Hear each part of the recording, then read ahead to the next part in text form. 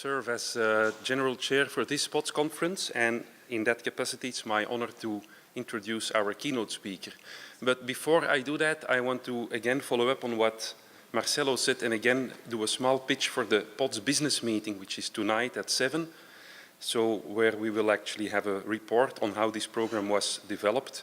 We will also get insight in the next PODSes, information about what will happen in PODS 2019, PODS 2020, some information how PODS is run, and also important to get some feedback from you and some discussion on PODS in general. So if you feel part of the PODS community, please feel welcome to come to the business meeting. It is at 7. You can find it in your program.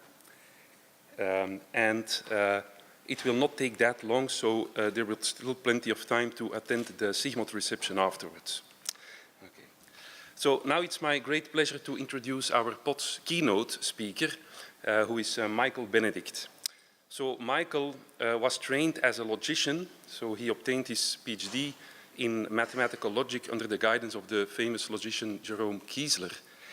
But then afterwards, he really became, let's say, a computer scientist. I mean, he became a researcher at Bell Labs, where he was involved in industrial projects, as well as academic research on the intersection, on the interplay between logic and computer science. And let's say 15 years ago, Moshe Vardi and some other people wrote a manifesto on the unusual effectiveness of logic in computer science. And actually, Michael is really an exponent of that kind of research on the intersection of logic and computer science, and he has grown out to be one of the absolute leaders in this field.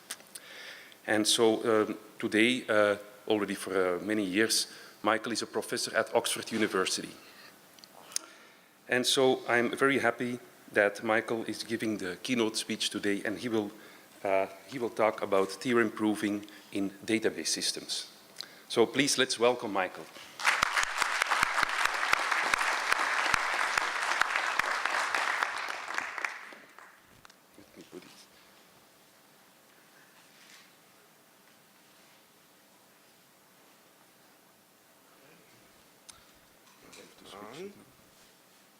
Can you hear me, Houston? Come in, Houston. Houston, we have a problem. Just a second.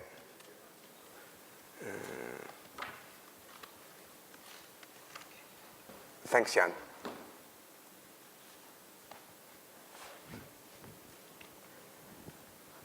Okay, hopefully this thing will behave. So thanks very much to Jan. I want to explain that I prepared for this keynote by reading all the previous PODS keynote papers. This is only a sample, a fraction of the ones that I slaved over. And what I was looking for is some sort of pattern in the structure of these talks that I could grab hold of and apply to my topic. So here was one pattern that I really, really liked. If you've been to a few of the other PODS keynote talks, this is what you might have seen.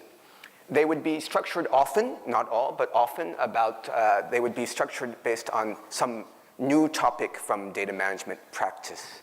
Like in the 90s, objects, streams, multimedia. In the 2000s, XML, web services, 2010s, machine learning, the cloud. And the beginning of this talk would be an overview of this new development and something about the challenges it brings from data management practice. And then this would lead, the speaker would argue, have to be careful with this. Maybe I should just do this manually. The speaker would argue that to address these new challenges, we need not just better engineering, we need new abstractions, new models, new theory. And this would lead the talk into its core, which is the work of the speaker and their colleagues. How did they develop this new theory, these new models, these new abstractions to address these challenges? And then there would be a nice transition at some point into validation or impact. How did they take this theory and move it back into practice to validate it? And this gave the talk a nice arc, practice to theory to practice. And this is really my initial idea for how to structure this talk. But then I realized I couldn't do that, and so this talk is going to be completely different. So first of all, I couldn't come up with a new challenge from data management practice where I would be the right person to present this to you. As Jan has mentioned, I came into databases from computational logic, and a lot of the motivation for my work actually comes from the grand challenge of computational logic, which is about making tools that allow computers to reason symbolically. And of course, I've applied that to data management. This is going to be a database talk, don't worry. But somehow, for honesty, I think the real motivation for a lot of this is connected to computational logic. I should put computational logic and reasoning somehow for transparency in the center of the talk. Secondly, I couldn't find any way to structure this talk around my own work. Of course, there's going to be stuff about my own work, plenty of stuff about my own work, but I was reading all of these old papers and trying to make sense of the long view of the field over the last 30, 40 years, and trying to connect it to what I know from outside of databases in computational logic and other areas of theory. And I realized that's a lot of what I've been doing over the last 4 or 5 years, connections between work in principles of data management, mostly not my work, to work going on outside of databases, not my work. And so this inside-outside business, this is going to be a theme of the talk that replaces my work in the core. And lastly, this ain't going to be no success story about bringing practice back to theory, not my success story, not anyone else's success story. I'll say a little bit why later, but for now, this is like a spoiler alert. This is not a talk that's going to end on a super happy note. So this is going to be a different kind of beast, reflection talk, looking back at a really old topic, applying reasoners to analyze, transform, simplify database queries. One of the oldest topics within principles of data management, one of the most well-studied topics. And the idea is take a step back and say, where are we on this? What are some of the accomplishments? If we keep seeing something that's a motivation, but it's not quite accomplished, let's try to drill down on this and look at why. That's the why in the title. And there's going to be this inside-outside theme that goes throughout the talk. How does the stuff that goes on within databases and reasoning relate to all the stuff, all the developments outside in computational logic? You've been here for about a minute, and you've already found out that you're not going to learn about some exciting new practical development. And it's not going to be principally about my own work. Sometimes it won't even be work that I'm an expert in. You know that it's not going to be some inspiring success story. And let me also get this out of the way. This talk is almost entirely text. There's no word clouds. There's no architecture diagrams. There's no animated graphics. There's not a single picture of another researcher. I'm very proud of this. You look up from your laptop, I can guarantee you, you're not going to see your face. You're not going to be jolted into attention by seeing the face of someone you know. Given all this, why should you stay?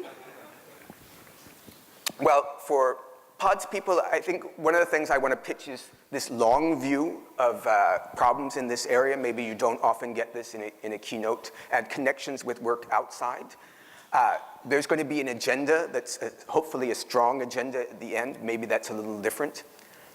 There's going to be a look at community and cultural issues, and maybe that's a little different from what you see in typical keynote talks. I didn't see it in the previous ones. For people in SIGMOD, it's a tougher sell. I know that. But what I'm going to promise you all is this long view, it's not going to be so technical. You're not going to be blown away. And this agenda is going to be heavy on comments about implementation experiments. I'm going to try to make sure that if you don't care so much about reasoning, you don't even care about theory, then there'll still be something that can resonate with you. Of course, I know a lot of you are also experts on the reasoning side, on the PODS side. I'm going to go over to you and promise you that even if you're a super expert on this topic, I'm going to try to give you some at least new twist. So you will stay also.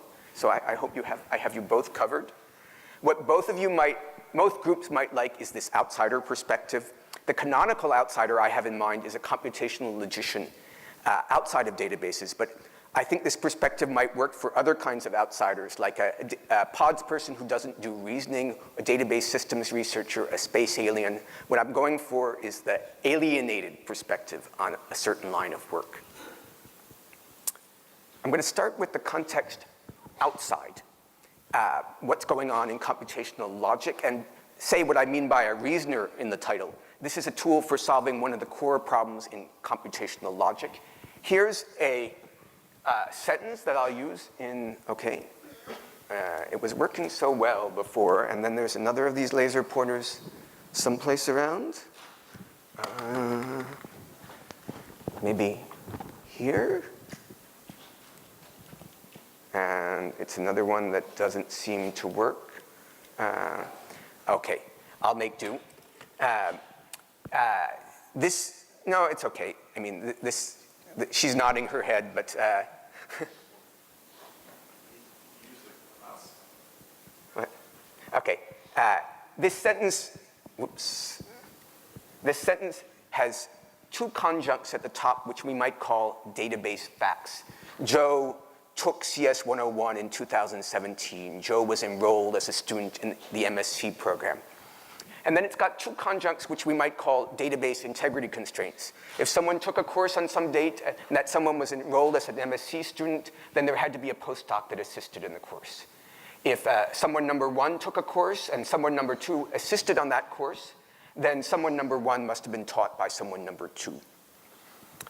One of the core problems is satisfiability. Is a sentence like this, is there some interpretation of student took postdoc assist that makes it true? And it's easy to see that this example is satisfiable. I can make a database that makes it true. And the validity problem is another core problem. Is it the case that under any interpretation of took, student, postdoc, etc., this is true? And it's pretty easy to see that this sentence is not valid. It's easy to come up with a database where it's false. Are two such sentences logically equivalent? One holds exactly when the other holds. Does this sentence entail another sentence? This sentence entails some things about Joe, like Joe was taught by a postdoc. Many of you know these problems, and you'll know from early on the work of Turing, among others. They were shown to be undecidable for first-order logic, the logic with these universal and existential quantifiers and the Boolean connectives, and even for many natural subsets of first-order logic. So the context of computational logic over the decades since Turing's work has been responses to this undecidability. One high-level response is to restrict the logic. First-order logic is too strong, so we could go with propositional logic, like in the first example. That gets us decidability. That's what SAT solvers do. We could also put in a little first-order expressiveness. That's, among other things, SMT solvers do this. This is an example where I have a logical formula with less than. And it should satisfy, I'm looking for a satisfying assignment where less than satisfies the axioms of an inequality, like transitivity. So this is related to database built-ins. So if I choose my theory nicely, like less than, maybe less than plus some arithmetic, then this will be decidable. And this is what SMT solvers do. A third high-level example of this restriction of the logic is description logic reasoners. These would work on something like an entity relationship schema, a graph schema. I'll also call it an arity2 schema, unary and binary relations. They would deal with entailment problems like this one. And there's many flavors of these description logics, but if you choose your description logic dialect correctly, then they become decidable as well. A second high-level response is to stick with an undecidable logic like first-order logic, but give up termination or completeness. That's what automated theorem provers for first-order logic do. And a last high-level response is put a human in the loop. Allow a human to structure the process of looking for a proof that witnesses validity. That's what interactive theorem provers do. So there's been huge growth in all of these responses over the last decades, and I want to emphasize that this growth has not just been theory, it's been end-to-end. There have been reference implementations, and by that I mean open source software that has a decent user community. People can really build on this, really like a platform. Benchmarking methodology, standards, competitions, bridging the gap to applications. These have all been taken very seriously by these communities. I've been working with these tools over the last 5-6 years, and I want to give you at least a little bit of a quick examples of this. All of these communities have done a fantastic job in making open source tools, and many of these at this point have a really large community of users. standards. There's standards for everything. For SAT solving, there's a standard format for the input formulas. And then also, if an input formula is valid, then there's a proof that witnesses this, and there's a standard format for these proofs. Let's see. Oops. Well, oh, benchmarks. They all have benchmarks. They all have a spirit of competition. One thing I'd like to mention that you might want to look at is the CAS competition in automated theorem proving. This is a massive competition that's run annually with a huge number of tracks. I think it can stand up to even very high standards within databases for benchmarking methodology, the breadth and the depth of the benchmark. SMT comp is another example that's also at a very high level. This is the context outside. And now I want to move inside. And the way I'm going to structure the inside move is as a thought exercise. Imagine you're in a computer science department, and in your department there's a lot of clever people who work on this other stuff. SAT solving, SMT solving. It's postdocs, faculty, even undergrads are doing lots of projects on this. And you would like to recruit them to the dark side. You want to get them to work on using their reasoning skills for database-related problems, like for analyzing and transforming queries. And I want to talk through what your pitch might be to these people. So I think the first thing you want to go to town in bragging about is that we have a great repository of challenge questions for a computational logician. And I really believe this. One just basic example is equivalence of queries. We have 2 queries in some database language. We want to know if they agree on all inputs. And so you could motivate this by an example from a database course you gave. You gave the students an English language query over the TPCH schema, and you asked them to translate it into SQL. You had in mind a model answer in SQL, and all I have to do is move. Now I'm going to try not to move. You had in mind a model answer. Some of them gave another answer that you thought was correct. Some of them gave a model answer that you thought was incorrect. You'd like to be able to check this automatically. This is a super natural, super easy problem to motivate for a computational logician. It's really different from the kind of benchmarks you see in CASC, which are mostly based on mathematics. This is ordinary human beings, students, who are writing logical formulas about the real world. You don't see this very often outside of database query language. It's very intriguing. What am I going to do about this? Okay, here's a variation. Query equivalence with respect to constraints. Here I got 2 queries, a set of integrity constraints. And I want to know if the queries agree on all inputs that satisfy these semantic restrictions. So here's the same example from before over TPCH, but I'm looking for the keys of the customers. And so I have the variation of this example from last time in SQL. And I can realize that since customer key is in orders, I could drop the join on customers completely, and I get an equivalent query. It's not equivalent over every input database, but it's equivalent over TPCH because there's a referential constraint from orders to customer. Okay. Let me try standing completely still.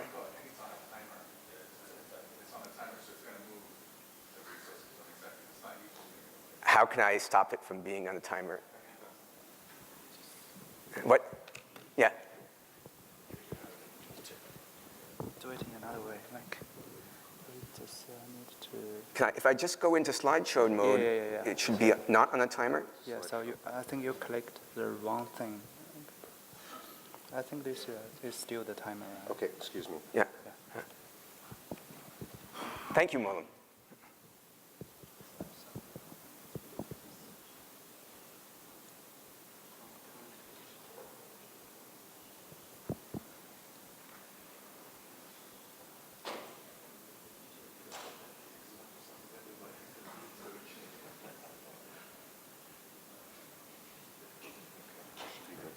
Thank you very much. John didn't say I was an expert in PowerPoint. I want to make this clear. So here's a different kind of challenge question, query simplification. I've got a query, and it's in some database language, but it uses some construct that I'm not so happy about, like a correlated subquery. And I'd like to rewrite it to get rid of the correlated subquery, to get rid of this undesirable feature, maybe relative to a set of integrity constraints, like in the last example. Here's the example from the previous slide. It's got a not-exist subquery. And let's assume that a constraint that's not part of TPCH, that every order has exactly one line item. Relative to this constraint, I can rewrite the query as just a join query, getting rid of the correlated subquery. This is an extremely natural problem, an intriguing problem for a computational logician. It's not making the formula smaller. It's not getting rid of some redundant feature. It's getting rid of some construct that's unpleasant. In our case, unpleasant for database runtime. But they can imagine other kinds of situations, other kinds of applications, or for further reasoning, where you'd like to do a pre-processing step to get rid of some construct. I think it's really easy to sell to our would-be recruit. Rewriting over a set of views. This is a problem most people here know about. I have a query, a set of views and view definitions. I want to get a query that's equivalent to my original query using the views. Here's the same example from a couple slides ago. Here's a couple views. And this query can be rewritten over the views. This is, I think, a little bit of an interesting example, and I'd like to come back to it because of the role of the correlated subquery in it. I just want to make a point now that it's very easy to sell to this computational logician. It's about definitions, which is a core feature of theorem-proving environments. It's about taking a formula. I've got a bunch of definitions, and I want to re-express my formula using these definitions, maybe as a pre-processing step in matching some lemma. Synthesis over an API is related to the view problem. I've got a query, and now I've got some data API for doing lookups. And I want to get a physical plan for my query that's equivalent, maybe relative to these integrity constraints. Here's the same example from before on the left. And here's a data API. I've got a function for doing lookups on customers, returning all the customers. I've got a function call that takes an order key as input and returns all the matching orders. In TPCH, there'll be at most one of these because order key is a key in orders. I've got a function call taking a part key, supplier key, and order key, returning a list of matching line items. Again, in TPCH, there'll be at most one of these. And magically, actually, this query does have a plan in this data API. You don't have to worry about the concrete syntax of this plan language. It comes from a system that I work on, but there's other kinds of languages for this. It's got commands for doing one of these lookups that doesn't have an argument and putting the results in a temporary table. It's got commands for about 5 lines down, taking a bunch of values from temporary tables, putting them into one of these function calls that requires arguments, taking all the results out, and putting them into a temporary table. And then it's got commands for manipulating temporary tables in relational algebra. In the system that's associated with this, these are actually web service calls, and these last kind of commands are things done in middleware to manipulate the outputs of the web service calls. I think it's a very evocative example for a computational logician. It relates, at least will evoke, something like the Curry-Howard isomorphism, which is an important result about translating from a logic to functional programs. Lots of other examples, lots of things to sell here. In these examples I gave, I used queries from the relational core of SQL, but these problems all make sense when you have aggregation, when you have recursion. There's many other simplification rewriting problems that have been studied. The rewriting data log to remove recursion, the so-called boundedness problem. Rewriting queries to remove joins in favor of semi-joins, the acyclicity rewriting problem. Very easy to argue that we have a great repertoire of challenge questions for computational logicians. When you're done boasting about this, you should really go to town bragging about our techniques. And if your would-be recruit is of a certain age with a certain pop culture taste, you could structure this as a Letterman-style top 10 countdown of your favorite techniques. I've only got 75 minutes for this talk, so I can't do that. So I'm going to do a Letterman light top 3 countdown of my favorite techniques. To start, I want to go back to these responses to undecidability and note what's kind of a gap there. These SAT solvers and SMT solvers, these are really powerful, but they have very limited support for quantification. This is a recognized problem in the area. And so this example with not exists that has actually a quantifier alternation in it. So that's problematic for them. Equivalence with respect to constraints has at least a universal quantification and usually a quantifier alternation in it. So again, that's a problem. Description logic reasoners have good support for quantifier alternation in many dialects, but we're interested in relational databases, arbitrary number of attributes, arbitrary arity, and they're dealing, or at least focused on graph schemas only. These other approaches give up full automation or completeness or termination. So the gap here is for reasoning with arbitrary relational structures supporting quantification fully, in a fully automated, complete, terminating way. And that's where there's been a lot of great work coming from data management. Which brings me to number 3. It's about reducing reasoning over relations to reasoning about trees.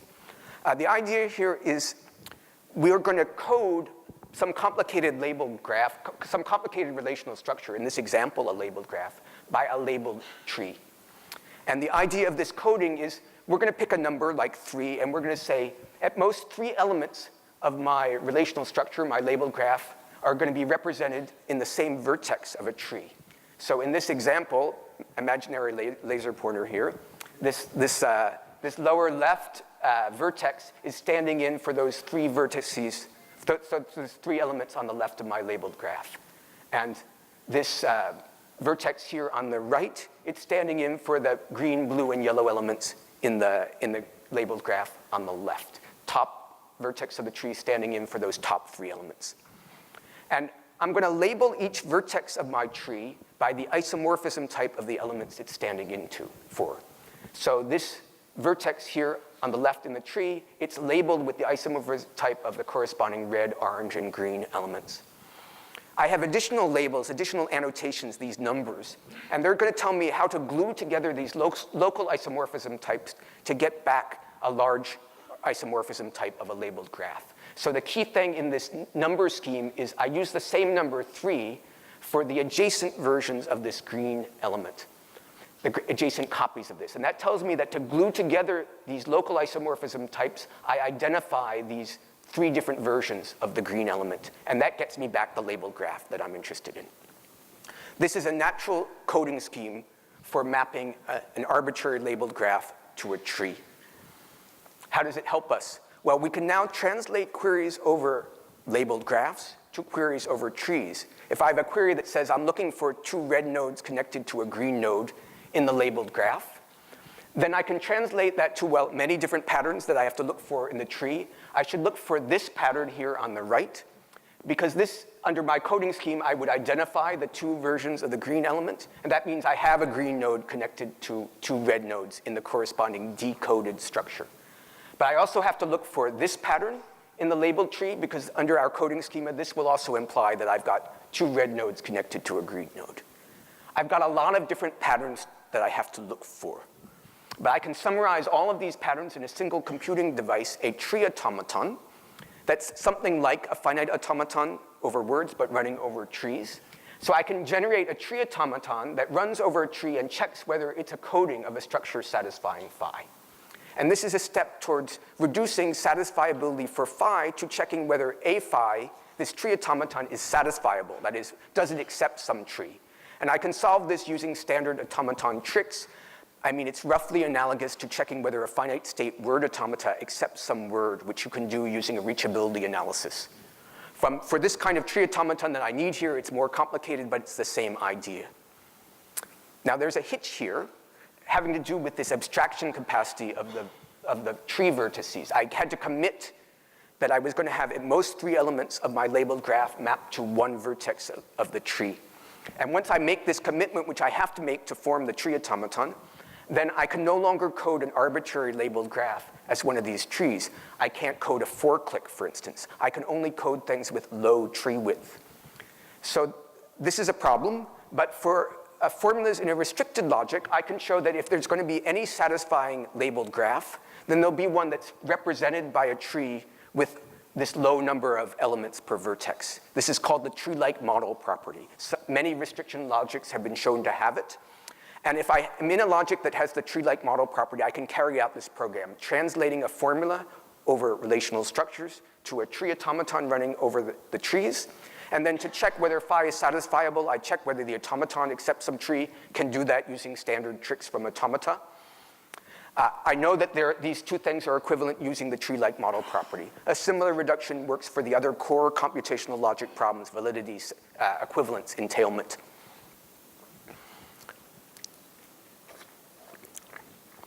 Many of you are really, really familiar with this technique. Some of you may have helped invent this technique.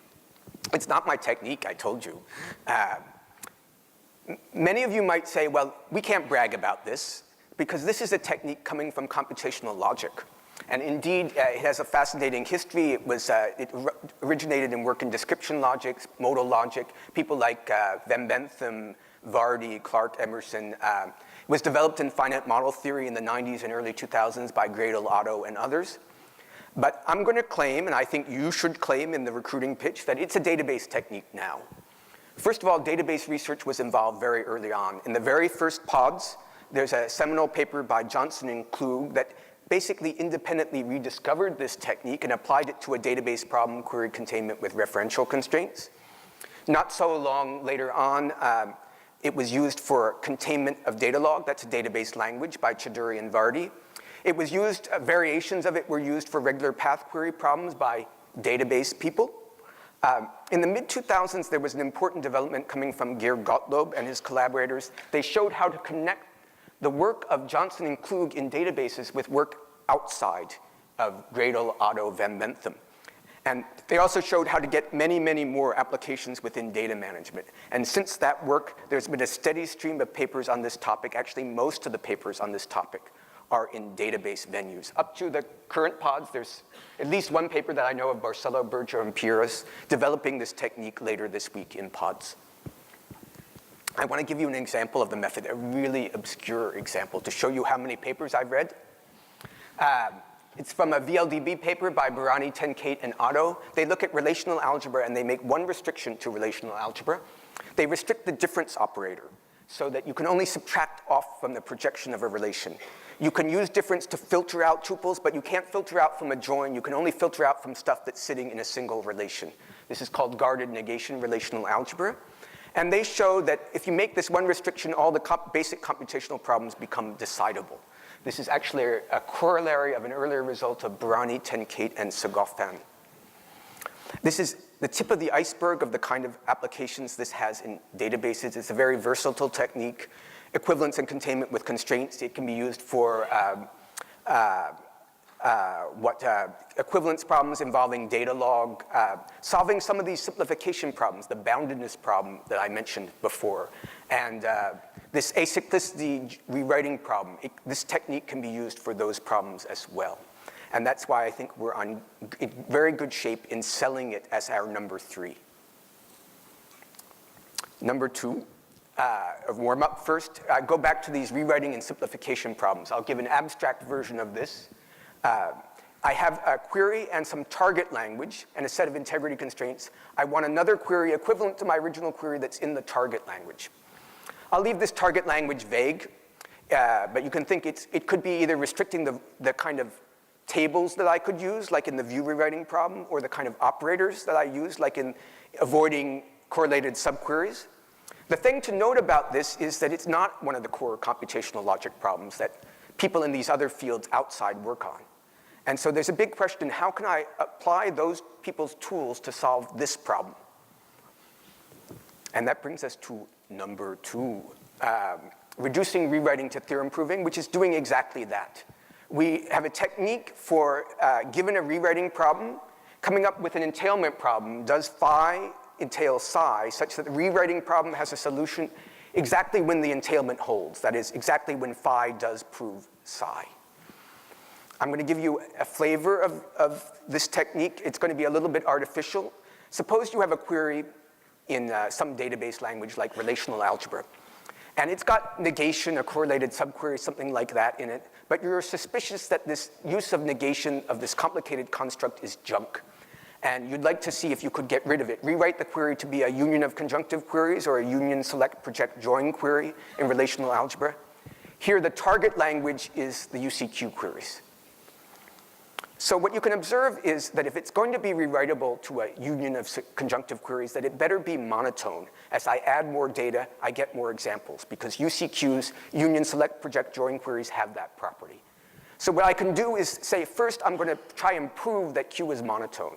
That is, if I have two query inputs, I1 and I2, where I1 is contained in I2, then the output of Q on I1 is contained in the output of Q on I2. That's monotonicity. And I can write a sentence that says the data of I1 is contained in the data of I2. To write this sentence, I need 2 copies of the signature for every relation, every table. I need a R1 and an R2, and I'll say for all x, R1x implies R2x. I can write a first-order logic sentence that says for all my relations, all my tables, one copy is contained in the other copy. I can write another sentence that says output of Q on I1 is contained in the output of Q on I2. Again, I need 2 copies of the signature for that. And now Q is monotone exactly when there's a proof of psi Q from phi. That's just unwinding the definitions. But from a proof of psi Q from phi, I can read off a UCQ rewriting. And this is actually an old technique from logic. There are polynomial time algorithms for doing this called interpolation algorithms. They would be well known to our would-be recruit in computational logic. I found over the last 5 years I've been working on this technique, it's extremely powerful. You can use it to solve that challenge question about removing correlated subqueries. You can use it for view rewriting problems, many kind of view rewriting problems. This technique out of the box works for them. This plan generation problem, plan synthesis with a data API, you can use this technique to solve that problem. Of course, it's not my technique. And you could argue we shouldn't brag about it because actually it comes from the work of a logician and philosopher, William Craig, in the 1950s. But of course, now I'm going to say that we can brag about it. It is our technique.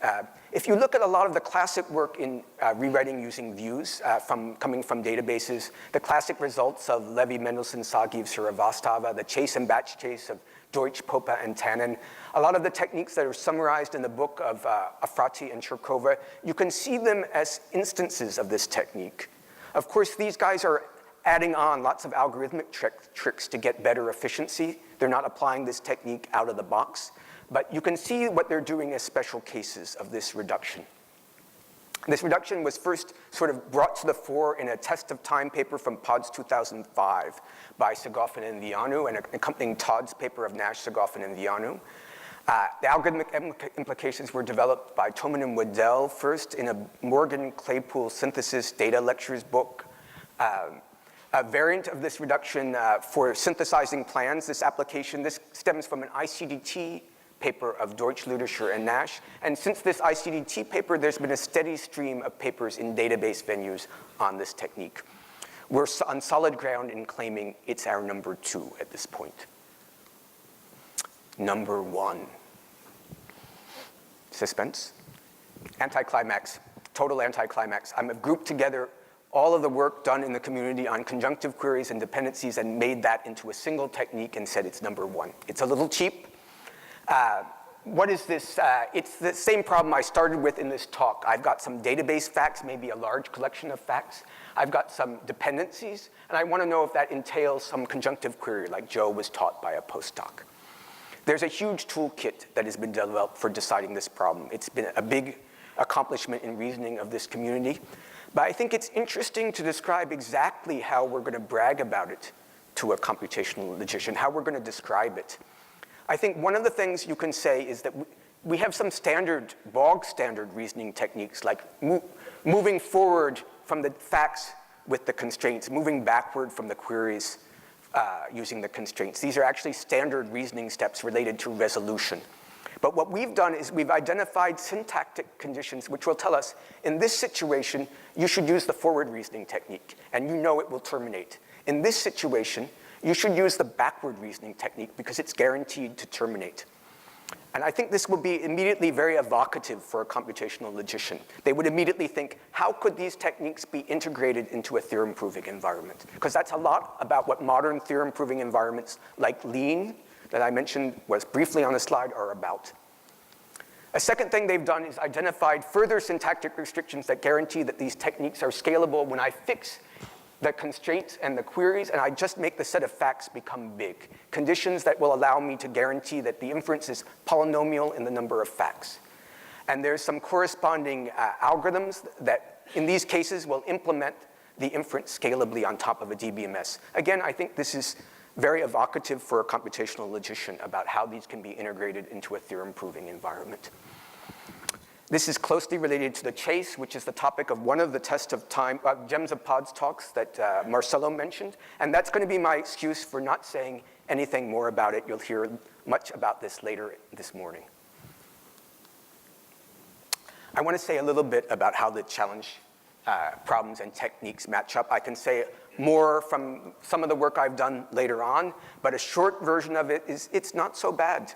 If I look at this equivalence of queries problem, you could solve this using the reduction to tree reasoning. Of course, you need a translation of SQL to logic, but a standard translation will do.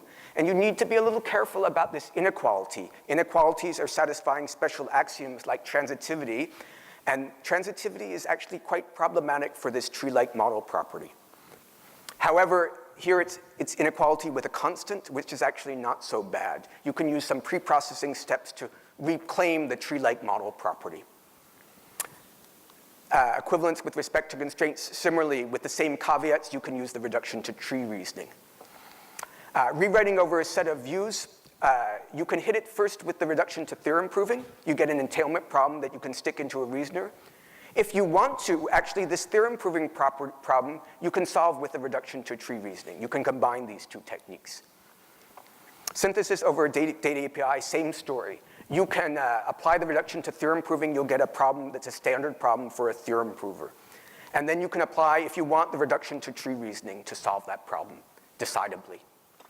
So I've done a little bit of cherry picking here of the examples, and I'll come back to be more honest in a few slides. But the short story of this is these techniques are super powerful. Okay, they're very powerful. And you can solve a lot of our challenge problems with these techniques. Let's remember we're in a thought experiment here with your colleague in your department. And how's it going? It's going well. They've got a fairly mature set of tools which intuitively should be of great use to data management. And what we've got is a host of interesting challenge problems.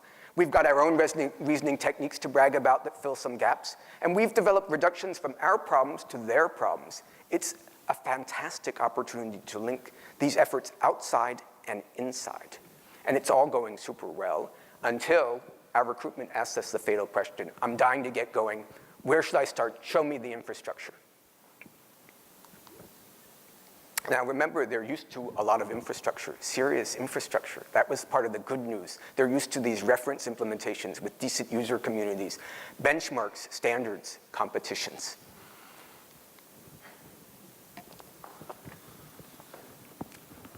Now there's something I have to tell you about this talk. This is a part of the talk that I've struggled with a lot. It's the part where I say some negative stuff about infrastructure. This is dangerous for a number of reasons. First of all, it's hard to say that there aren't tools of certain kinds in any area. I mean, it's dangerous. First of all, I've done my homework here. I've spent a huge amount of time sending emails to people who wrote a paper about certain tools with experiments, asking to get the software. I mean, I really worked on this for years and years and years.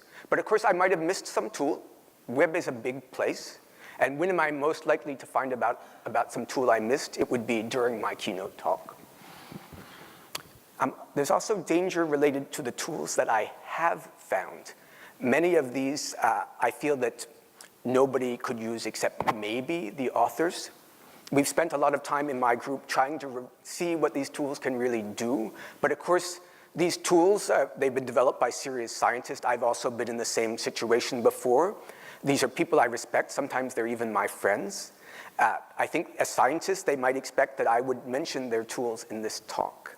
But on the other hand, if I mention these tools, all of them, then it gives the impression of a lot of infrastructure. The next person down the line is in the same situation that my group has been in for 4 or 5 years, spending all their time sending these emails, looking around. So this has been a huge dilemma for me that I'd like to discuss.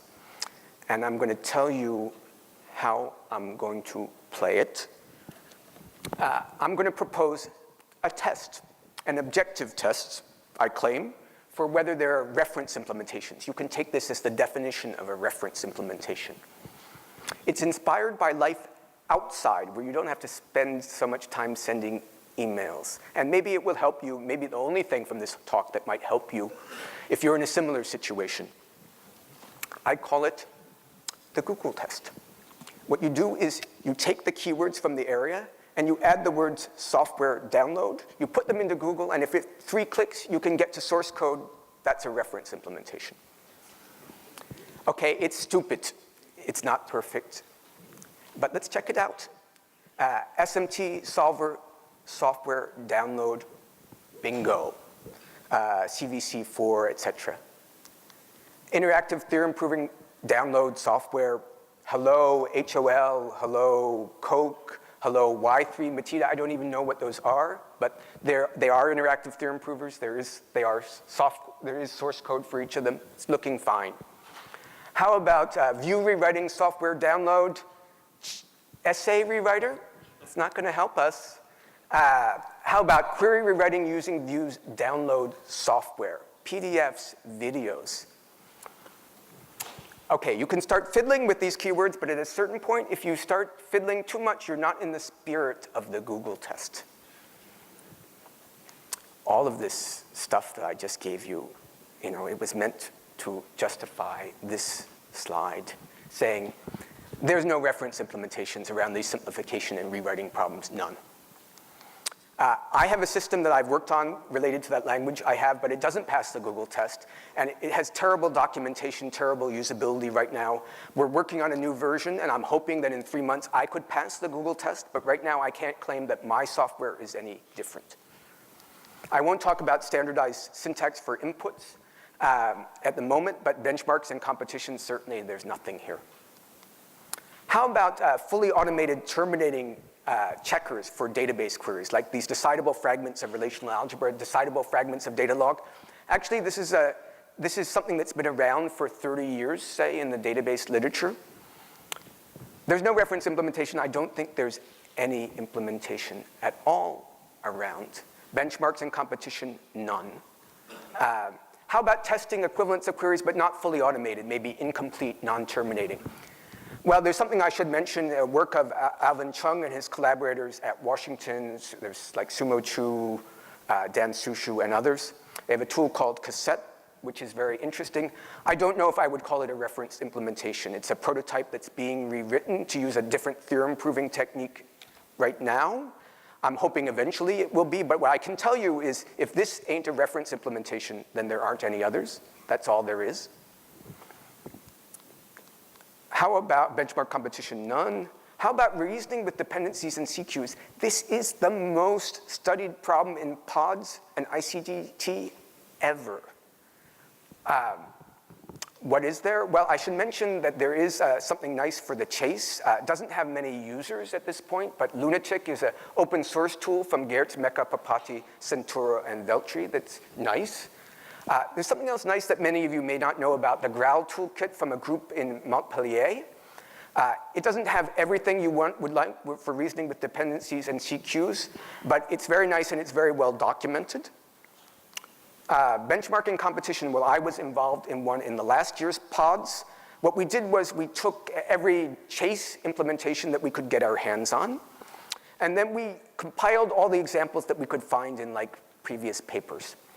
And then we looked at running these engines and looking a little bit at benchmarking methodology, like how do you compare a main memory engine with a database-backed engine?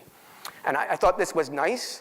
I have to admit, though, it's extremely limited. These were all synthetic. And this methodology that we looked at, these methodological questions, it's extremely primitive when you compare to the spec for competing in, say, the CAS competition or the SMT competition.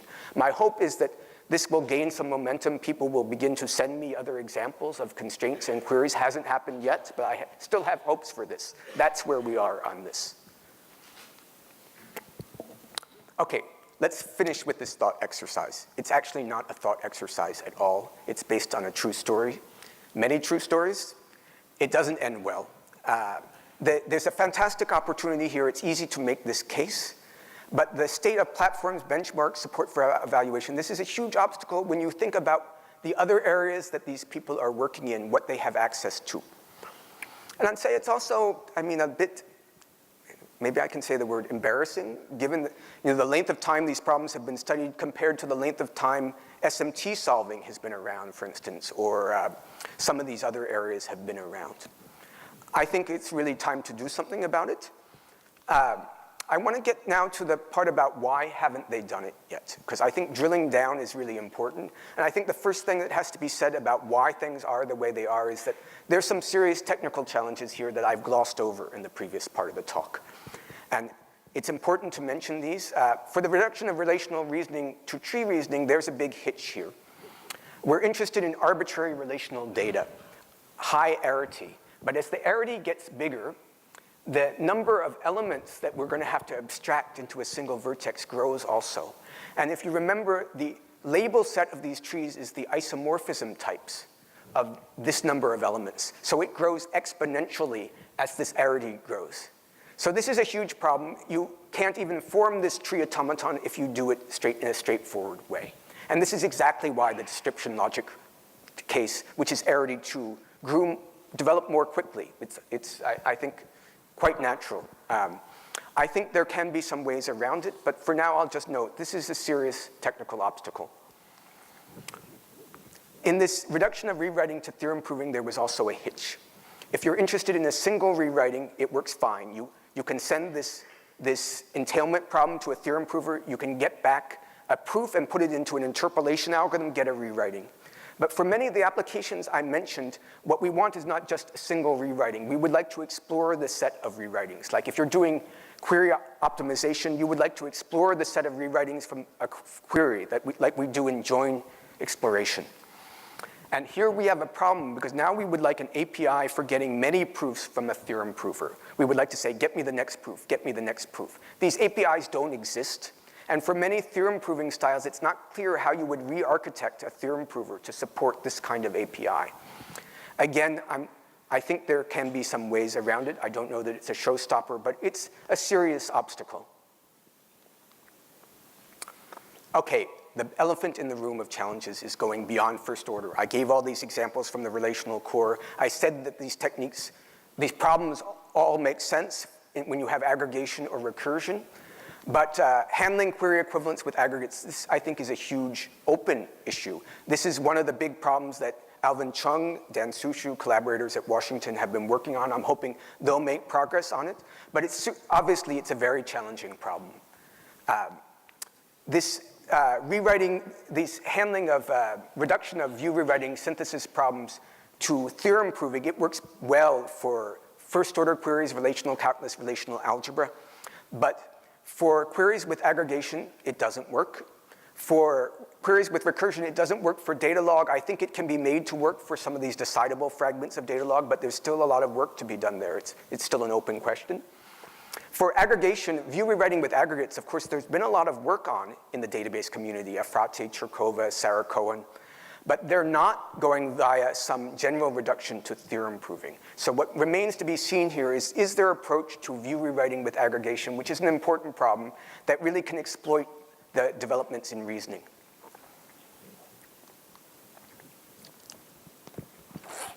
I've got to tell you something else about this talk.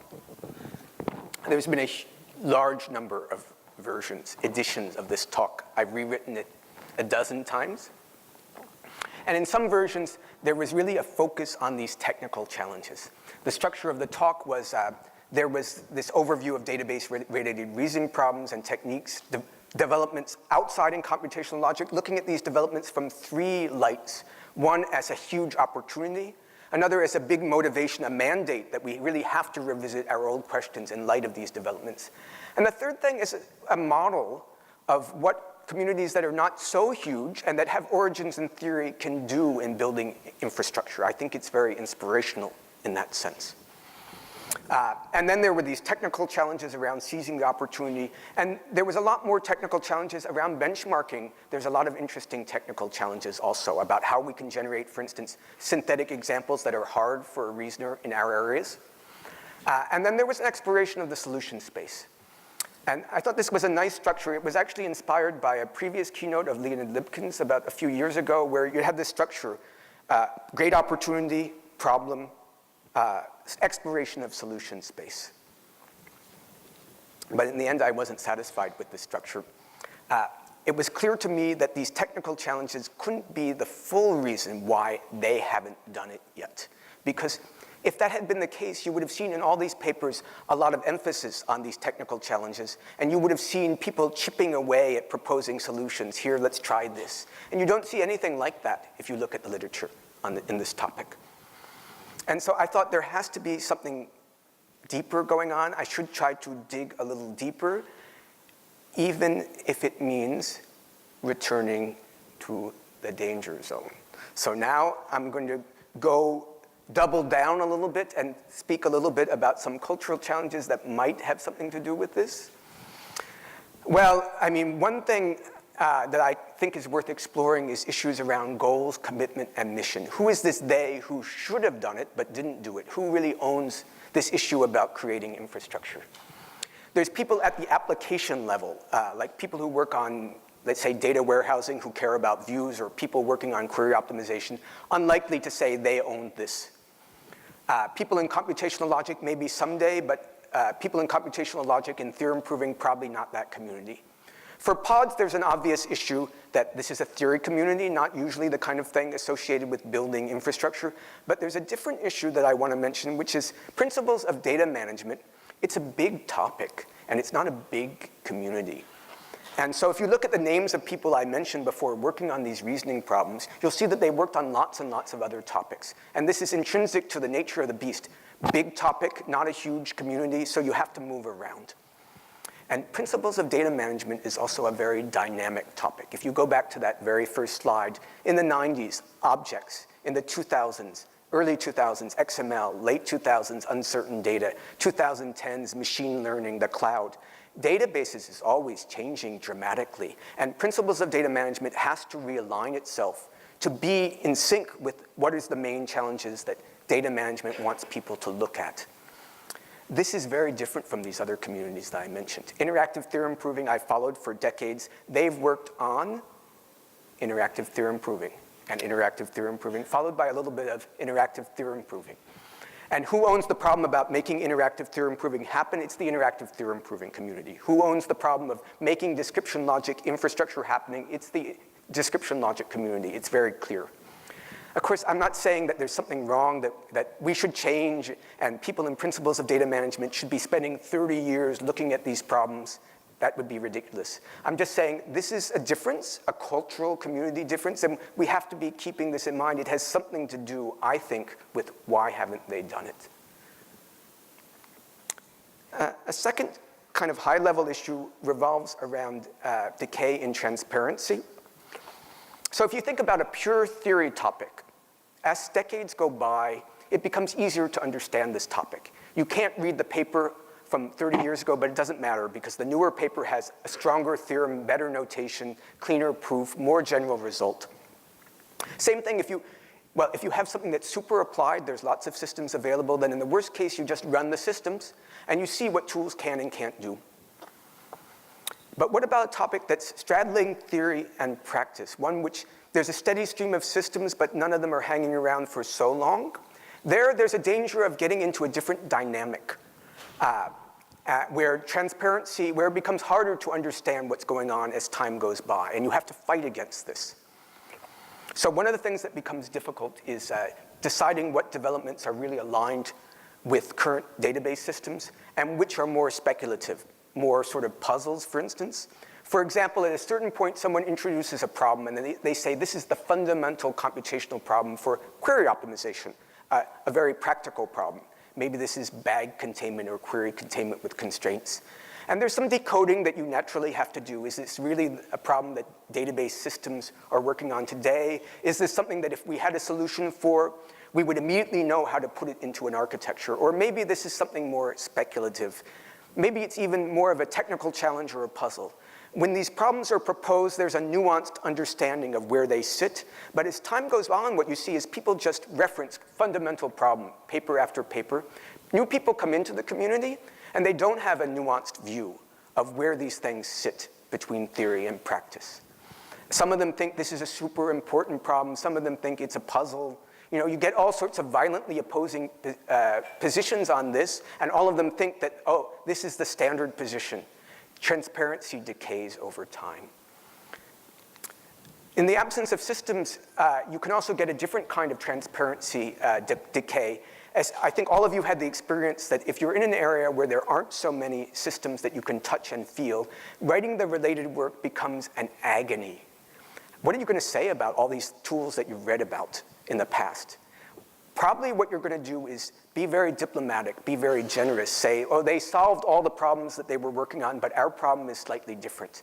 And in paper after paper, these positive comments are pushed down year after year after year. People begin to believe them. People who don't believe them, of course, at a certain point, they can't say otherwise. They can't get up in front of a big audience and say that these problems are not solved. That would be crazy.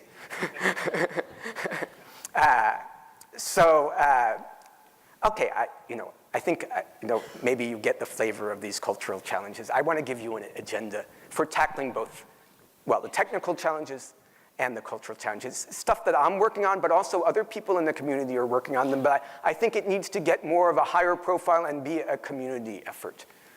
So one of them is in the category of platforms. Developing and strengthening implementations, for instance, of the 3 techniques I mentioned before. In the case of things related to the chase, it's about integration with theorem proving. That's what I'm looking at. For the other 2 techniques, it's handling these 2 challenges technical challenges that I mentioned. And I think the goal here is to get something like Minibase for database-related reasoning problems. Not the bestest, the fastest tool, but something people can really learn from, a platform that people can really build on. That's really a key thing that's missing here. Looking at bridging the gap between general SQL queries and logics for which we have interesting algorithms. This is not something that I'm looking on, but this is very much in line of the stuff that Alvin Chung and collaborators at Washington are looking at. But I think there's room for a lot of people to get involved here. Support for open competition. I'm working on this, but really by definition, this has to be a community effort. It's not a benchmark unless people keep contributing to it and respecting it. It's not a standard unless people are actually using it in their tools or at least building converters for it to the formats they're using. Again, I think this is something that really has to be looked at more at a community lens. Transparency and accessibility, there's one component that's more related to this talk, which is about fessing up about the state of systems implementations. There's been several other keynotes that have mentioned this, but I think it's an area that we need to do more work, however ugly the state of systems is. There's another component that I'm not sure is so much on the radar of PODS, which is about explaining these techniques to computational logicians outside of databases. There are people who have the techniques that we want. The trend in principles of data management is to go the other way, to really make the link to databases, use database terminology, connect really strongly to data management problems. It's natural. But of course, there's also a need to go the other way, which is to express these problems with a minimum of database terminology. That's really what I've been working on with books and lecture notes over the last few years, but I think there's a tremendous need for this in a lot of other areas.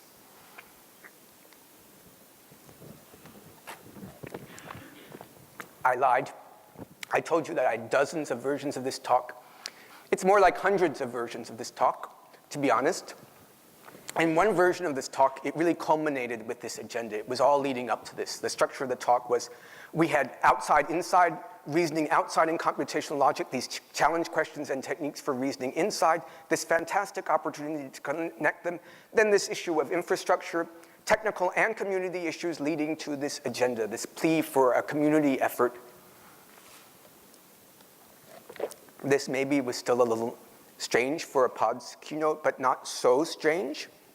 It ended really on a positive note, but I wasn't completely satisfied with it. The reason was, reasoning, I think, has a huge untapped potential within data management. It's been there since the early days of relational data management, but it still hasn't quite achieved what it could achieve. There's a huge potential for work here, for impact here, but it's only part of the picture, of course.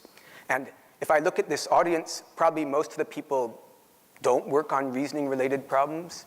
Maybe they'll never work on reasoning problems.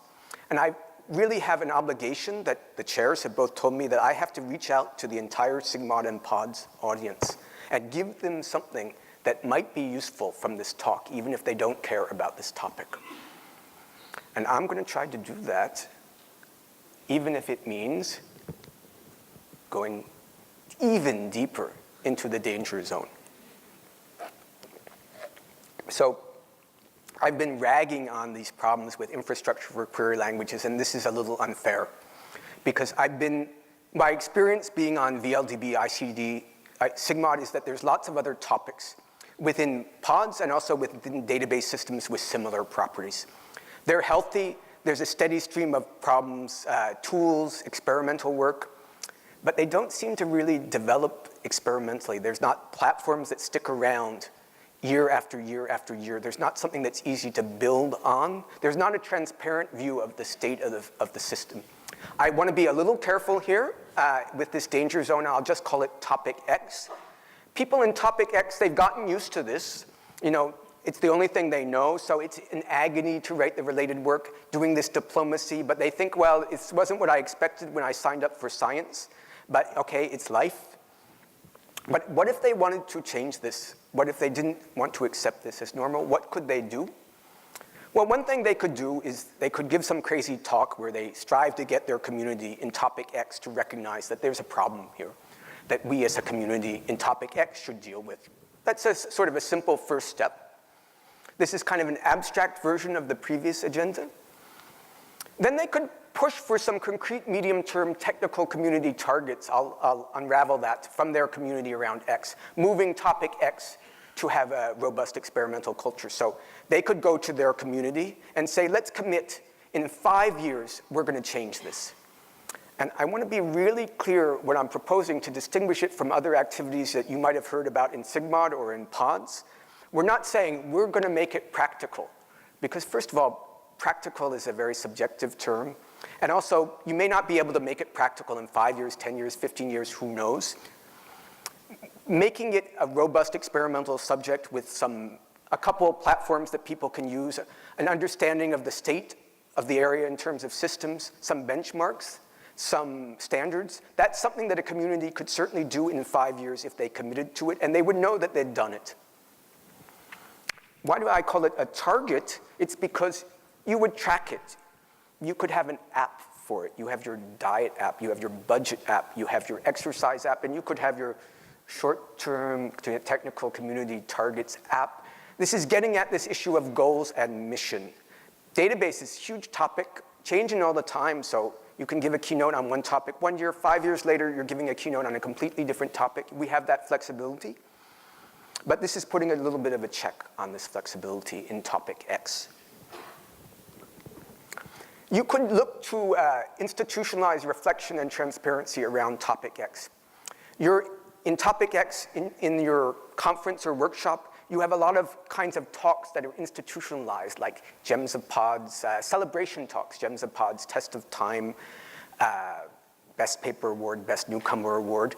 And you could push to have a dedicated slot that's really about reflection. It's something a little different, longer period of time, and also something a little skeptical, critical. You could push to have a slot for that. Transparency, it's also a little different. It's about having an unvarnished view of the state of systems. You could push that topic X in its venues would have a specific niche for an activity around that. Okay, you're probably a much more strategic person than I am. Almost everyone is. So you probably have your own ideas about how you could make this happen. Mostly I want to encourage you to try and make this happen. Let's look at the structure of the talk now. It's got two components. One is, I'd say, technical, and it's about reasoning. There's this review of problems and techniques, this overview of these cool techniques and cool problems we have on reasoning with database queries. A look at developments outside and the opportunity to make this connection, obstacles to seizing this opportunity. And this agenda, this is the culmination. If you're really interested primarily in reasoning, this is the main takeaway I think I'd like to get from you, that we have a possibility for a nice community agenda around these problems. It's mostly about reasoning, it's mostly technical.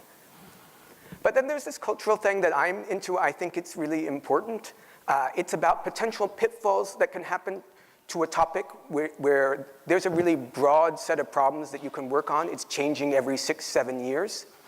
It's about pitfalls that can happen when maybe platforms don't materialize over a set of decades, or when you're in a topic that can straddle theory and practice. And it's about how to push back against these pitfalls, some ideas about this. Okay,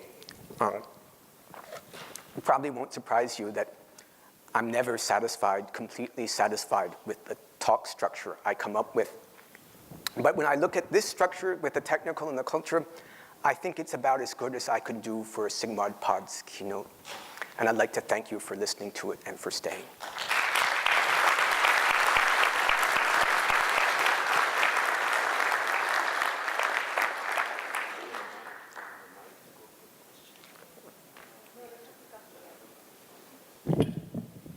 So thank you, Michael, for a really thought-provoking and great talk about reflection of our community. I also want to pitch a little bit. I mean, PODS has since 3 or 4 years has an experimental track, and I think Michael has really given a great, how to say, a great call to come forward to this track and to help developing it, because it's really necessary. So people are really invited to ask questions. We have time. Please step up to the microphone.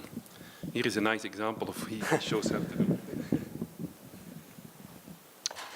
So one, kudos to you for raising this topic here at PODS SIGMOD. I think it's a very important topic, and for being bold enough to try to offer some cultural analysis. But I don't think it was incisive enough.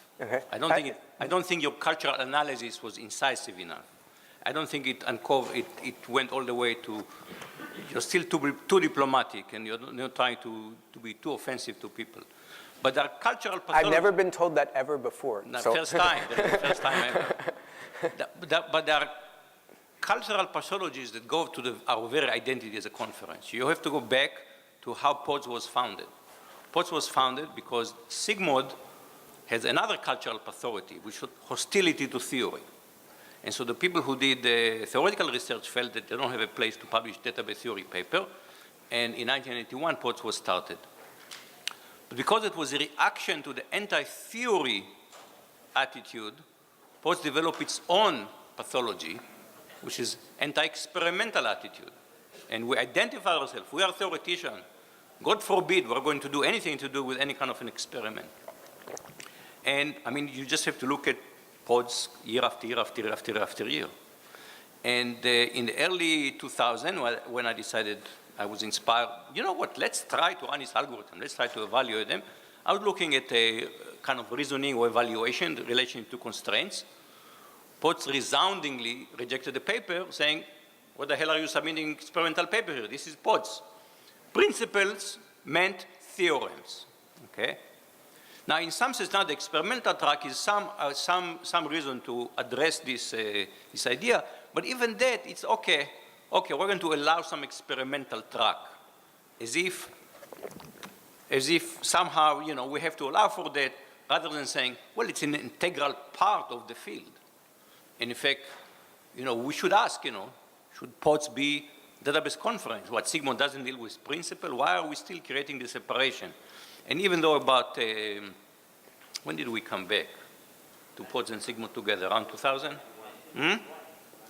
Yeah, even there it was, okay, we'll go together, but we have to keep our own identity, God forbid. Because we didn't really fully trust the SIGMOD people that they will handle theory correctly. So really we have to ask even deeper question that you're raising, which is the whole value system of doing research. Thank you. I want to tie this in a little bit to Jan's comment about the experimental track, which I have been involved with in some form or another. This was formed around 2014, I think, and there was a feeling that it was really needed. And it was itself an experiment. Let's try this out and see what happens. But there was always an issue with it related to Moshe's comment, which is, well, what is really the goal here? And also it was a little bit of a puzzle for reviewers and also for authors saying, well, this is a theory community co-located with an applied conference. Why should it have a theory experimental track? What really distinguishes this track? And this led to several attempts at distinguishing it. The first attempt was to say, well, these should be experimental papers that validate theory or give insight to theory. And this made perfect sense until you think about it, after which it makes no sense at all, because what kind of experiment isn't validating theory? And so there was a second attempt saying, well, these should be papers that give some idea, some new insight into theory problems that we should be solving. It has a mandate that you should be giving new theory problems based on your experiments. This is a clear distinction, which is what people were looking for, but it throws out a lot of the work I was talking about, actually most of the work I was talking about. Because, for instance, the Chase benchmarking paper, this was not about generating new theory problems. And myself, I think that getting new theory problems is not the #1 priority that this track was meant to solve. And so I want to go back and connect the experimental track a little bit to this talk and maybe to your question. If you look at SIGMOD and PODS, you're a space alien, you might think that it consists of some applied people doing applied work and then some theory people proving theorems about exactly that work. So there'll be an indexing talk at SIGMOD, and then there'll be some guy in the next room who's proving some theorems about indexing. And this certainly happens in Gems of Pods later today. There's a talk about join processing. And by join processing, they mean exactly what SIGMOD people mean by join processing. And it's pretty clear that if you have a paper about join processing and you had an implementation about Minesweeper or Leapfrog tree join, you wouldn't need an experimental track for that. You just send it to SIGMOD or ICDE. But of course, it turns out that in PODS, there's a lot of work that's nothing like that. It's more speculative. It's saying maybe we could do it like this, and this is fantastic work. Gems of Pods, I'd say Fokian's talk is more in this other category, like data exchange. People are exchanging data all the time, but not like the way they were proposing in that paper. And of course, for something like this, there's a problem of getting it into practice. This is, how do you get from something like this into practice? Here is a place where an experimental track can help you move it to have a robust experimental culture. And if you see something like that as the goal, then some things become clear. But one thing is it has nothing to do with generating theory questions. The goal is to get these things, to move this commitment, move these things to have a robust experimental culture, this topic, this topic, this topic, this topic. That's the goal. It becomes easier to evaluate papers, which I think has been a huge problem with the experimental track, diametrically opposing violent opinions about what the track should be. This gets around it, having a clear goal.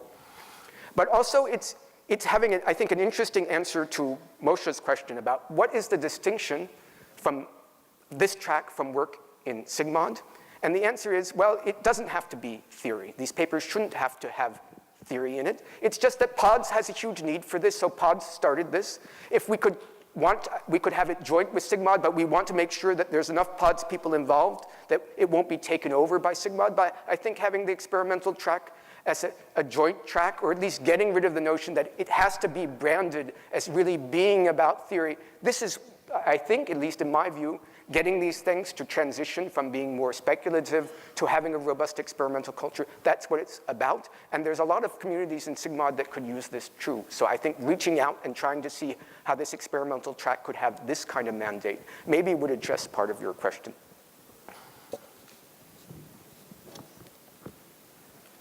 Hi, Michael. I'm Xin. I'm from Pivotal Software. Great talk. Right. I have one question. On your agenda, you mentioned something called Minibase. Like Minibase to do DB-related stuff. Yeah. And I'm wondering about what's your vision in the Minibase? What it's going to do? How people collaborate and build it together? Say, I have one concrete question. For example, I have a query optimizer. Yeah. Say it's open source query optimizer. How can I, say Orca, how can I prove that query optimizer is actually correct? How can I use your theory to really prove it? Yeah, so this is a different kind of, so applications within verification are certainly another kind of challenge that I decided not to talk about. And of course, a good place I think to start on this is one of the Cosette papers where they give some examples of using some of these reasoning techniques to verify certain kinds of transformations. And I think there's been quite a number, reasonable number also I saw in either POPL and PLDI, some other kinds of uses. Of course, there's a lot of work you have to do there at closer to the database application level. And my vision was a little bit different. It was more bottom up to say, okay, here are some techniques that we can start with. We already know the basic techniques. And we have another set of applications, another set of case studies you know, from theorem proving, that we can use these same techniques on, and we can start building up, getting around some of these issues about getting benchmarks from database systems, which has a lot of other issues involved. So we could start with this sort of bottom-up approach and then go to these verification problems. This was my concrete vision for how this would be built up. Wonderful. Thanks. So good morning. I'm a researcher on the more practical field, but I've noticed that recently the most ideal thing is to tackle some theoretical aspects and problems to solve practical problems, actually. So, but while doing that, I noticed some problems, like, for example, in some cases, some ideas could, for example, use some approaches used in type theory within programming languages, and that could be using them on data analysis, for example. Yeah. But the problem is sometimes it's very difficult to deliver the message to the practical audience. Because actually I have an idea, for example, but in order to explain that that solution could be beneficial, there is a gap, for example, in some cases, in order to say that could be something, but I have to convince someone, and that is some problem. So is there a way to deliver the message in a very straightforward way? And the second thing I was thinking of is, for example, in the data mining group, there are two different approaches, for example. Some people like to do clustering, and more theoretical guys, for example, rely more on topological data analysis. But the problem is that, for example, if you want to do topological data analysis for sure, then the problem sometimes is NP complete. While on the other hand, we want to deliver the algorithm in a very quick way because it's unsatisfiable for huge data, and so we have to approximate the problem. So with the topological data analysis, I have the assurance that the approach is correct, but so is always the approximation the solution, or it is not? So. Okay, so let me just the first part, which I think I understood about, getting them. This was about getting the message, this gap. How do you get these things? I think interactive theorem proving is a kind of interesting example because this stuff is very complicated. I mean, I followed this in the 90s. You needed like 4 PhDs to work on this, and then after 4 PhDs and a lot of hacking, you could get up and running with this stuff and then maybe prove some fundamental result that was in algebra, that was a total yawner. And at least I think one of the ways they've handled this is they've really built up their platforms. So even if people can't understand that so much, in the case of Lean, it's really hard to understand the theory behind it, but people can just get going with the tutorials and just start doing it. And I think what I found is, at least in using Lean, I don't know what the experience in Coke, is after you start using it, after you can really just get going hands-on, then you begin to sort of by osmosis understand, what it's about. And I think this sort of bottom-up approach, I think this is a little bit more the style in Cosette, as far as I understand it, is like, let's get this up and running. People can begin to experiment and see what they can do with it, get some tutorials up and saying, well, here's what you can do with it. Once we have a big enough user base, of course, people will begin to help themselves. It's very hard for tools that don't have a large user base. People are scared of investing the time in starting to use some tool that they don't know is going to be around very long. This is the best answer I can give to that problem. The second part was about efficiency. And I mean, I should mention that these approaches for reduction to theorem proving, they have some efficiency concerns, of course. And I mean, first of all, I think an advantage of doing this in the framework of logic is it should be easier to prove that this approximation is, say, sound or conservative in some sense, so better than the kinds of heuristics that you might use without this kind of foundation. And so, of course, it requires some expertise to prove these approximation results. But having this foundation, if you're concerned about this, then it's easier to do it with these kinds of tools than to use with some other tools. Okay, thank you. Well, thanks, Michael, for a very entertaining talk. So my question is about the cultural points, and particularly because you mentioned cultural problems within the community. But I believe that there are also cultural problems that come from the outside, right? Some people would agree in that if this didn't happen so far, it's because nobody is motivated enough to make it happen, right? So So you know how hard it is to really build a good reference implementation, right? And at the same time, you have to be publishing and you have to meet some deadlines from the outside world. So you also have to fight cultural problems that come from a much bigger structure. So you also have to fight that. So basically, my question is, what's your perspective on that as well? So I think this is a great question, but it also fits in this discussion of experimental track, and maybe a demo track. I think is something that could, SIGMOD I think has in some sense looked at this problem and said, well, we have to give something for people who are doing, we really appreciate this result, this kind of work, and we have to give some sort of carrot for this. And I think this is one way to think of the experimental track. I think we've sort of muddied the waters by saying that it should have also lots of theory in it, or in some cases, some reviewers think it should have lots of theory in it. But I think this is part of the point of this track, these tracks is, this is one thing a community can do is to start giving recognition to these kinds of activities. I think there's probably other kinds of activities. Like I said, I'm not the general chair, and so I don't know. But if you take this as the goal, you can begin to think as the community, what can we do as a community to start giving people motivation to spend this time? Because you're right, I mean, convincing postdocs in this environment to say you should be slaving over making something usable, I mean, this is very difficult. Hi, my name is Julian Hyde. I work on Apache Calcite. And what? I work on Apache Calcite. Yeah, sure. It's a project of the Apache Software Foundation. We've been talking to Arvin. So Calcite is, for people who are not familiar, it's not a query optimizer, but it's a framework for building query optimizers and that kind of stuff, the stuff you need to build a database, but it endeavors not to be a database, so that you can kind of plug it into your own system that you're building. At Apache, you mentioned the word community a lot, and at the Apache Software Foundation we have this mantra, which is community over code. Build a community and the code will look after itself. And I would posit that focusing on community is the solution to the problem that you are posing. And you need to think about not just the community of people that are writing this software, but the people that are using it. Because if you have a simplification algorithm, the people that are writing it are not the same people as the people that are using it. And I would definitely invite people who are interested in this to come into the Apache Calcite community, because this stuff is being used. There's probably like 25 databases that are used by Calcite, and we've written this kind of stuff like view rewrites and expression simplification and constraints and so forth. We've written it, but we're amateurs because we're in industry mostly.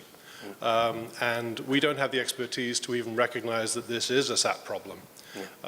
So if somehow we can connect, Calcite it's not a community that's going to evaporate when, in 2 years' time when all the postdocs move on to something else. It's a sustainable community, and it could be a good home for this kind of effort. Yeah, I think that's a fantastic point. I mean, I see 2 points in what Julian, you said is your name? Is in Julian's talk. One is just Calcite as a, I was interested in it mostly as a front end. You have this big problem of just dealing with SQL, and if you want to get it down to logic, I mean, in Calcite, they have their own version of relational algebra that you can compile SQL into. Just, having a set of standard tools for this first part is so nice. I haven't looked so much at the rest of the framework, so just using these concrete tools, this makes it also very timely. Now, the second part of yours is that maybe people in Calcite have some insight into how to build community. And I haven't thought about this, but this is a great comment. Other people who have done this successfully, and also as a target for this, I think you meant for this kind of software. So I think would be great to get together and to look at what kind of insight you have from being part of Calcite. Yeah, as Apache folks, we're happy to teach you. I think this is our big contribution to the world, is knowing how to build software communities. So please feel free. And I'm giving a talk tomorrow about Calcite, so please come along. Hi, Michael. Thank you. Great talk. So as I listened to your talk, I reflected on my various failed attempts to motivate a group of people to do this. And as you think about motivation, people who study motivation, a big part of it is giving the people a why. A what? A why. Yeah. Why do this? And as I reflect on this, I think there are examples that I can think of, like maybe mechanizing Peter Baylis's analysis on transactions so that you can get much faster performance on TPCC benchmarks, or picking examples, analytic examples that are more machine learning driven and AI driven, that gives you, where this kind of this kind of reasoning can give you much better performance or make certain problems tractable and so on. So have you thought about investing in giving people the why? Well, I just want to start by saying, you know, right now the situation is it's up to individual PIs to do this motivation. And each time, I think the people are naturally wondering, well, will anyone appreciate this once we do it? And I think this is, so really I want to duck this question in a bit and say, well, if the answer is really no, that, you know, if we go into this work and we put out this platform, nobody's going to use it, we do this benchmarking paper in the end, people are just going to ignore it, you know, then the answer is, to why is there isn't any why. So I think really it does have to start with the community. Thank you.